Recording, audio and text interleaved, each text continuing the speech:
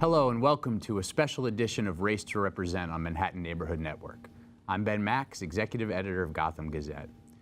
Election Day is fast approaching, and on November 7th, this Tuesday, voters across the city will be asked to cast their ballots for mayor, comptroller, public advocate, the borough presidents, and all of the city council.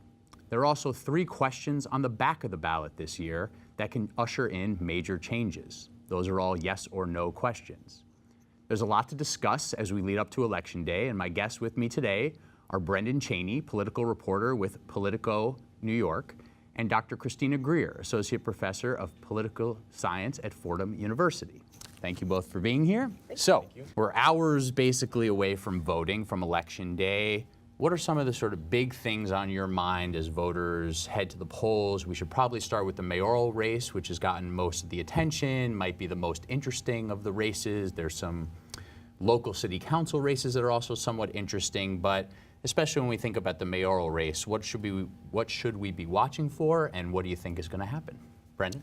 So I think that, the mayor's race is probably the most interesting because it's the highest level. I think that the polls that we've seen, it doesn't seem like Assemblywoman Nicole Maliotakis has much of a chance. So I think the key is to look at how big is de Blasio's margin, right? How well does he do compared to what he did in 2013, right? He beat Loda, I think, with like 73% of the vote. Can he get that high? The polls don't show him that high. And for Maliotakis, Joe Loda, the Republican in 2013, got 23%. Can she get that high? Again, the polls show her at 16 or 17%, so it doesn't seem like it, but I think those are the things to kind of look at. And there'll be seven mayoral candidates on the ballot, we should say. Folks should look up, if they haven't been paying close attention, look up a bit about all 7 and make their decision. What are you looking at? Well, I keep directing people to Gotham Gazette because you all have a pretty substantive list of what's going on. I think, Bo Dietl will siphon off some of Maliotakis' votes just because, people who are into kind of the Trump kind of right-leaning politics who really don't like de Blasio, I think he'll capture some of it. I think she might do better than 23% just because some people might give a protest vote because they still have some issues with de Blasio, especially white New Yorkers. I'm also really interested in making sure voters flip over the ballot and answer those 3 questions about the Constitutional Convention, whether or not we should still give pensions to, members who have committed felonies, and then, the environmental protections. So I'm hoping that we'll have a robust participation with people answering those 3 questions on the back. Yeah, everybody should absolutely flip their ballot over, read the questions. It would be great if folks read the questions ahead of time and educated themselves a little bit about. Walked us through that on Gotham Gazette. We have some good resources on those 3 questions, and a lot of times what happens is there aren't that many people who even answer them relative to the people that vote for the candidates. So hopefully folks will vote on those ballot questions. Maybe we'll get back to, especially the Constitutional Convention is really the big one. I think most people are leaning yes on the stripping of pensions, question 2. Most people, I think, even environmental groups are backing question 3, which would allow for a little bit of use of some of the Adirondack space. So those seem like fairly safe. Most people are going to go with yes that know about those. It's the Constitutional Convention question, number 1. That's sort of the big controversial one. So maybe we'll come back to that. But let's stick with the mayoral race for a minute. What's at stake for Bill de Blasio? You talked a little bit about his margin. What's at stake here? And should we absolutely be resigned to the fact that this race is over, or we never know because, Donald Trump won, so you never know what could happen on Election Day? Look, I think in life you never know, so always keep an open mind. I think Donald Trump wasn't trailing as much in the polls as Maliotakis is, right? He was down 3 to 5 points maybe. She's down 20 points, in some polls 30 points. So it's much less likely, but obviously always keep an open mind. I think that if de Blasio doesn't do as well as he did in 2013, I think there will be talk about that, about him being not as popular. I'm not sure it matters much, right? I mean, there's going to be a lot of talk about the mandate, whether or not there's a mandate. I think that, Dr. Greer can correct me if she doesn't agree, but some of the political science research shows that there's not really such thing as a mandate, right? That voters vote based on a number of factors, but really the people he's working with won't change their positions based on how much he wins by, I don't think. And so there'll be a lot of talk about it. It won't be good for him if there's a number of stories that say he didn't do as well as he should have. But in the end, I'm not sure it's going to matter for his agenda. What do you think Right. about that? And most people in the second election fall off just a little bit. I mean, we saw this with Obama. We've seen this with almost any elected official. You've been in office Yeah, now. exactly. The luster is, Exactly. And it's not sort of new and shiny anymore. I mean, I think going back to your original question, I think he's pretty solid. I do unfortunately think the turnout will be relatively low just because, in municipal elections we've seen turnout drop consistently over the past 4, 8, 12 years. And so he needs to make sure he still mobilizes people to come out, because sometimes when you have such a large lead, people say, well, I'm busy, I'm still at work, or I've got the kids. Like, he's going to win anyway, so I don't need to sort of, go out and vote, because there are costs to voting and time and energy. So I think he still needs to make sure his supporters know this is a very important race, nothing is guaranteed, and so you still need to actually, make your voice known. Because in a lot of the city council races, all the action happened in the primaries, so, I mean, Very some of these few of people those are, will drive. Exactly. Right. That's a good point. Very few city council races will drive any turnout. Mm-hmm. There are a few to watch, including for viewers of Manhattan Neighborhood Network, especially the lower Manhattan race in District 1, where Councilmember Margaret Chin is facing the same challenger who she beat by 200 votes in the primary, is running in the general, Christopher Marte. So that's an interesting one to watch. Maybe we'll talk a little bit about the Manhattan DA race, which all of a sudden became a race of sorts, and folks should look at some of the coverage on that if we don't get to it. In the mayoral race, what has this race shown to be sort of the big issues that New Yorkers should be thinking about as they go cast their votes, and even beyond, if it's Bill de Blasio who gets a second term, or even if there's some sort of crazy upset with Nicole Malliotakis? What have been the big issues, and where do those sort of stand? I mean, we're talking not that long after the second and final mayoral debate on TV. Though that debate started with talk of preventing terrorism, of course, because it was happening just a little over 24 hours after the attack on the West Side. The Mayor de Blasio's ethics issues became topic number 2 because there's been recent testimony. So those two things sort of dominated a good bit of the debate. What should we be thinking about? What are voters thinking about? I think voters are still concerned about affordable housing, homelessness. Those are sort of the two issues that came up quite a bit in the debate. I think the problem has been that Malliotakis and Deedle have not presented a vision as to how they'll actually combat the affordable housing crisis and also homelessness. They've been able to poke the mayor saying you haven't done enough, but that's the job of the media, that's the job of citizens to say, I want to push you even more so.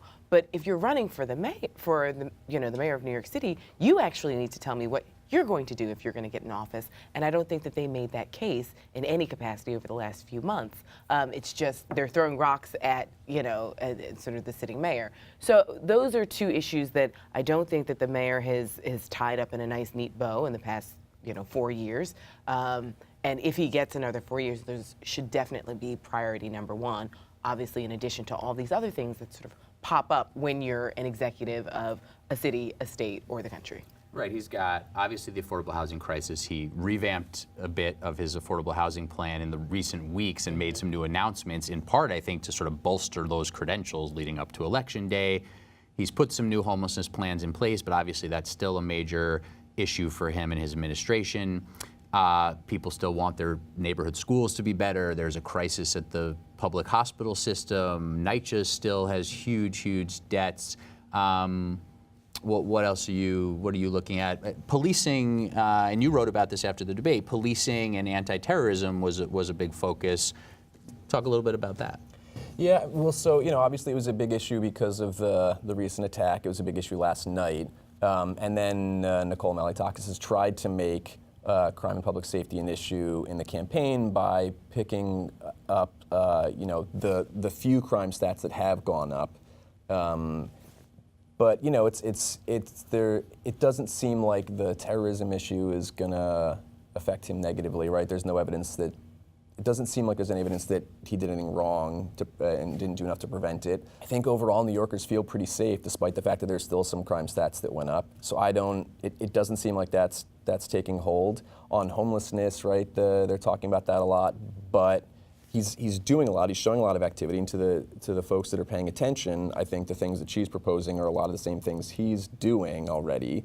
So on these issues where it looks like he might be vulnerable, they don't have, like you said, they don't have other plans that are showing what he's not doing and what they would do instead. And same thing on ethics, right? I mean, I think they've been attacking him on ethics, but there hasn't been like, therefore I will be more ethical instead of I will do these things that make ethical problems less likely. Yeah, I think Malliotakis maybe has one proposal out there about being more transparent about lobbying and who's lobbying different city officials, but it's minimal. Right.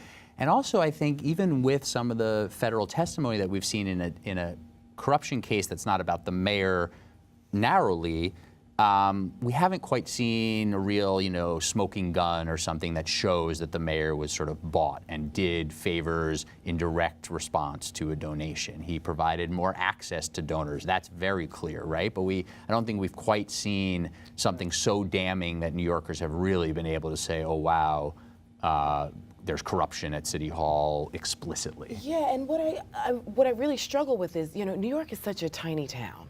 It really is, especially when you're in the sort of the media and the political circles. And I really do wonder if this is just how a 21st century mayor has to get things done when you're not an independently wealthy billionaire. I mean, he's sort of in rooms and in conversation with people who are very wealthy, but these are also people who have business in the city. I mean, if he didn't talk to anyone who was wealthy, I mean, I really struggle with the gray area of whether or not it's pay to play or whether or not it's a small group of powerful people who constantly seek to become friends and friendly with people who have influence. So Nicole Malliotakis hasn't been able to make the case to say, like, you stole money, right? I mean, we're seeing this on the federal level where it's like, it is clear. You can connect dots. We're not seeing that on the mayor's on the mayor's level. But also, I think going back to Brendan's point about crime and safety, again, people vote on pocketbook issues and how they feel. And, the mayor asked during the debate, like, do you feel better, right? And I think a lot of parents who have, are utilizing pre-K definitely feel better. I think a lot of people do feel safer. Obviously, there's certain neighborhoods that are, still troubled and have always been troubled. But, there's, during the debate, they brought up the one instance in the school in the Bronx where a student unfortunately was murdered. That was the first time in 25 years. So we don't have sort of a problem with kids getting murdered in schools. So I think, Malliotakis' need to constantly drum up this, we're so unsafe, it's the bad old days, it reeks of Giuliani, and it's just not true. I think affordable housing is one of these issues that has mystified me, that the Malliotakis campaign hasn't put out a plan. There's no plan, and this is one of the things where I think, there's been room to say the mayor hasn't done it well enough, here's my alternative, and it's perhaps the biggest example, I think, of where the campaign has fallen short. There's been a number, I think, of missteps by the campaign in seizing on the flaws of the mayor and not being as clear about, as you said, what is the Malliotakis vision for running the city. She also faced very long odds here coming in. She's from Staten Island. She's a Republican in a city that's become more and more Democratic. And it certainly didn't help her that you had Bo Dietl involved in this race, who was a lifelong Republican, tried to become a Democrat, didn't fill out his paperwork right, is running as an independent on his own line, but then got his paperwork right, so at least he's now registered as a Democrat. What effect has he had on this race, and is there anything that voters should be thinking about if they're considering a Bo Dietl for mayor? Well, as someone who's, whether he's registered as Republican or Democrat, he seems to be campaigning a lot from the right. And so to that extent, he's taking some votes away from Malliotakis. I think if there's voters who think that for whatever reason they don't like her, whether she's not conservative enough or whether there's other issues, right, like he's gonna take votes away from her instead of from de Blasio. And so I think it just makes Malliotakis' job that much harder. As opposed to de Blasio doesn't really have anybody that strong taking votes away from him. I mean, Sal Albanese is running in the general. He's gotten, in some polls, maybe 2 or 3%, maybe in other polls, I think 8%. It's unclear whether he'll really get that much, but he doesn't really have anybody in the general kind of pulling votes away from him. Right, and you mentioned Sal Albanese will be on the ballot on the Reform Party line. He came in second, a very distant second in the Democratic primary, but has that line. you would think maybe there could be a Green Party candidate or somebody else who might take some of those votes away. There is a Green Party candidate, Akeem Browder. There's a Libertarian Party candidate, Aaron Comey. Michael Tolkien is the 7th person who will be on the ballot on his own line. He ran in the Democratic primary as well. But none of these folks, as you said, have sort of gained traction, whether to take votes from de Blasio or even more votes from Malliotakis as the sort of leading opposition figure. Right. I mean, if I were Malliotakis, I would be so frustrated that Dietl's in. Just in the past 2 debates, he was definitely a distraction. The time had to be divided in thirds as opposed to 50-50, so she couldn't really articulate her vision. And also, for people who want an outsider-type candidate, he presents that option. So if people didn't want to vote for de Blasio and they were going to just, vote for Malliotakis just because, for those New Yorkers who just don't like the mayor, Dietl gives them an outside option, which is, I'm not an institutionalist at all, right? I'm not in Albany with the corruption. I'm not in New York City with the alleged corruption. I'm just me. I'm this investigator who's a lifelong New Yorker. So, as Brendan said, anyone who loses from Dietl in the calculus, I think it's Malliotakis. Right. I think a lot of it is white voters, especially, as polls showed, who are not that supportive of the mayor, and sort of the outer borough folks who are definitely some Democrats who are Giuliani voters, though, who are Bloomberg voters, and those folks, if they're looking at an alternative to the current mayor, they're probably looking at Dietl or Malliotakis, maybe a few to Albanese, and if Nicole Malliotakis, with no margin of error really for any shot at winning this thing, can't consolidate that anti-de Blasio vote, it's even tougher going. Mm-hmm.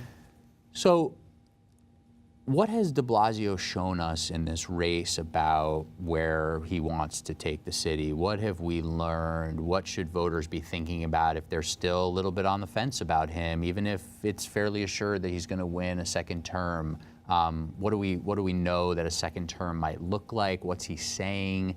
And if people are still undecided, what should they be thinking about the current mayor, the incumbent Democrat seeking to be the first Democratic mayor reelected in many decades? Well, Ed Koch was up for reelection for a second term in 1981, right? I mean, we have not seen a 2-term Democratic mayor since Ed Koch. So even though we're a 6-to-1 Democratic city, we don't have a long history of actually reelecting Democratic mayors. And so I think that's why de Blasio has been working so hard to make sure this happens. I mean, if I were an immigrant in this city, documented or not, I would definitely be looking forward to seeing what de Blasio does in response to sort of federal policy and protections, right? I think City and State had a cover that said, all immigrants gave de Blasio their information for ID NYC. What will Malliotakis do with it? I think those are real concerns for a lot of families, not just the individuals, but the communities that support these individuals. I think that is sort of how he presents himself as a foil to some of the national policies that really do affect New Yorkers, not just financially, but sort of our quality of life. So if I were an immigrant or someone who lived in an immigrant community, entrenched in it, I would definitely be looking for that. I think this 3K situation is interesting. I think he's promising to take his successes with expand pre-K and go to make 3K, it, yeah. Which I think for a lot of families will really alleviate a financial burden. Obviously, he still has to figure out a timeline on Rikers and how we're going to deal with our prison population or jail population. But I think seeing the innovative ways that he's been working with community policing and bail reform that actually might cut down on actually the number of people who are uselessly in jail, because it's a debtor's prison, right? I mean, we shouldn't be going to jail just because you can't afford it and I can, and I get to sort of stay free. So I think I'm interested in these sort of progressive social issues that he's sort of begun, and I really want to see how he expands them. I really do think that voters are looking at sort of de Blasio as this progressive mayor who needs to be pushed even more to the left versus the Malliotakis who realistically has voted for Trump and consistently supports his policies. We need to ask ourselves as a city, is this someone that should be the leader of New York when we're such a diverse community in so many different demographics? So you're looking at a few of these big ticket items and where's the real plan and where's the execution. Homelessness has been something that is related to affordable housing. The mayor revamped that affordable housing plan recently to add another 100,000 units projected, but add on 2 more years that are not even close to when he'll be in office, even if he wins a second term. But he has a big affordable housing plan. The questions really are, is it enough to help people get by? Is it enough to help with other things they're doing, prevent homelessness from increasing? You've looked at homelessness numbers quite a bit, done some great data analysis. From what I understand, those numbers have sort of leveled off, that they've reined it in a little bit in terms of the increases. Where do we stand on that, and what does that say about this mayor? Yeah, I mean, so the number of people in shelter increased when de Blasio became mayor. They've been increasing for decades, but they continued to increase while de Blasio was mayor. They have leveled off recently. And I think that if you look at what advocates and providers have been calling for, what they were calling for under Bloomberg, what they're calling for during the 2013 election, what they're calling for now, de Blasio's done a lot of that stuff, right? A lot of rental assistance programs, a lot of money for legal assistance to prevent people from becoming homeless, to keep them from being evicted, other prevention programs to keep people in their homes when they can. So he's been doing a lot of that stuff, and I think the fact that it hasn't led to a decrease in the shelter population is maybe a sign that the problem is much bigger than anyone can really manage and bring down. And I think that's why the mayor decided to announce a new plan that would build more shelters. Right? The idea is to build more shelters, but stop using some of these other options that don't work as well, using private apartments for homeless shelters, using hotels for shelters. But so what it seems like this is a huge problem based on housing affordability that we're not going to get out of anytime soon. And just availability, right? There's just a fairly general supply problem, and it has to be priced the right way. But there's also we've had this vacancy level of such a low percentage. There's been an emergency, a housing emergency in New York City for many years.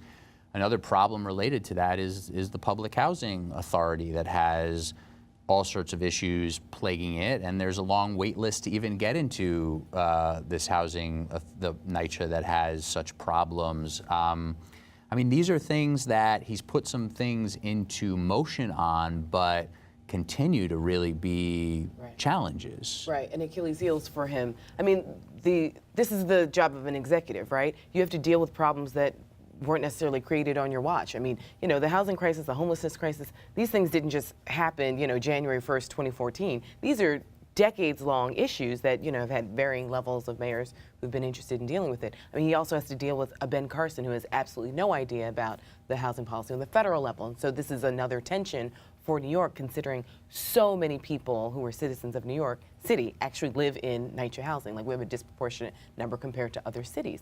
So I think the articulation of the vision is also really important, and I think that's where the mayor does better than his challengers, because he's saying, well, here are my ideas, they're not perfect, I'm sort of trying to put together these plans, but when voters are looking on November 7th to go to the polls, you may not fully agree with the mayor's plans, or you may think that he needs to do more, but do you have enough information to trust that Malliotakis or Deedle actually know how to even begin to tackle these questions? And so, for example, during the debate, when Maurice Dubois asked Malliotakis and Deedle about the statute commissions about Columbus, she was like, well, we have, I won't think about that. I'll just think about housing and homelessness. It's like, well, as an executive, you actually don't get to choose what issues come up that are really important to a lot of your citizens. You can't just sort of keep it as the big 3 issues of, education, homelessness, and affordability. Housing affordability. There are thousands of issues that a mayor has to deal with simultaneously. And if you can't really do that, then maybe this isn't the job for you. So that's interesting because, well, on many fronts, but one is that we do see people, and we see sort of editorial boards wrestling with this as they announce endorsements, that they're not totally pleased with de Blasio, but they also say, you have to look at it relative to the alternatives, and we're not so sure that a 7-year assembly member who hasn't had executive experience and doesn't seem to be putting out that much of a clear policy platform is really ready for the job. So it doesn't always come down to who the ideal person is, or if you think the mayor has a perfect record. It's much more, here are the choices in front of you. Strategic voting. Are you okay with sort of how this mayor has approached things, and you hope he improves in certain areas and you give him another 4 years? Or are you sort of fed up with how he's approached things? And what you got at in terms of his management and his job as executive is some of the problem that some folks have with him. They see him as a little bit aloof. They see him as more interested in building a national profile. Is that something voters should be concerned about as they head to the polls or make up their final mind? Do we think that in a second term, which would be it for de Blasio, unless they overturn term limits again, but I don't see that happening, that he would have his eyes and attention elsewhere? We saw him on sort of two fronts bring in Bernie Sanders for an endorsement recently. I think that was about riling up the base to make sure that turnout is there. They even overtly talked about that. We need a good turnout. But that also gives you a little bit of a sense of, maybe he wants to play on another field a little bit more. Yeah, I mean, I think there's rumors that he'll want to maybe run for president or think about running for president a second term. I mean, he cannot run again in 2021, right? So like the natural assumption is, well, what is he going to want to do after that? He's going to want to set his sights higher. So I think people are thinking about that. But what he's presented as his vision is actually more of the same, right? And so maybe there's a sense that like he'll try and keep doing the things he's doing, maybe expand on some, right? So like 4K goes to 3K, his affordable housing plan is getting maybe a little bit bigger, more ambitious, but he hasn't set any huge new policies for the new term, really. And so I think that like there is a sense of like, well, you know what you're getting more of the same. And if he's looking elsewhere, then you know that that these same things are gonna keep going. And two things that might throw a monkey wrench into that are, one, what's going to happen at the federal level, because that does not seem to be a friendly administration. You touched on this briefly before. To much of what's happening in New York City, including, for example, funding for NYCHA, which is a major issue. And then just the general economy, which has been doing so well. We took sort of a deep look at a few areas of the mayor's record, and one is the jobs in the economy. And hey, if you're mayor, just like with crime, and crime goes down, if jobs are up, you might not have that much to do with it, but you get credit or you get blame if it's not so good. And we might be facing some tougher economic times. We haven't seen the mayor have to manage something like that. Yeah, I mean, I think one of he's had those benefits of low crime and a strong economy, and that's allowed him to have a budget that's allowed him to do a lot of the things that a liberal progressive would want to do, right? Spending a lot of money on housing and homelessness, and schools and a lot of other areas. I think that if the economy turns, it'll be interesting to see how he actually sets priorities when he has to. What of these things that he's done will he keep, and what of these things will he scale back? And it's going to be harder for him. It'll probably make him, it might affect his popularity if he can't be as generous as he is now. So we're in our final minute here, and I want you, Dr. Greer, to sort of take us out on sort of what you're thinking about this constitutional convention vote, how you sort of summarize it for voters. I do want to say before you do that, voters in Manhattan especially have races up and down the ballot that they should look at. They should look at some of what's happened with District Attorney Cy Vance and the fact that there are people trying write-in campaigns against him. There's a somewhat interesting race for city council on Manhattan's east side. I moderated a debate in District 4, so folks should look at that Manhattan Neighborhood Network debate between those candidates. And then there's, as I mentioned, the District 1 city council race and a few others in Manhattan that are worth paying attention to. And I'll add lastly, before I take us out, that on that we did also do an episode for MNN on the Constitutional Convention, so folks can watch that. And if the vote is a no, that ends it for a while. If the vote is a yes, it triggers basically a 3-year process of electing delegates, having the convention, and then voters get to vote on whatever comes out of the convention. So it's a lengthy process that could be triggered, and we'll have to see what happens on Election Day. That's all the time we have today. Thank you, Brendan and Christina, for being here. Election Day is this Tuesday, November 7th. Polls open at 6 a.m. and close at 9 p.m. To learn more about the candidates, you can visit Race to Represent on MNN.org.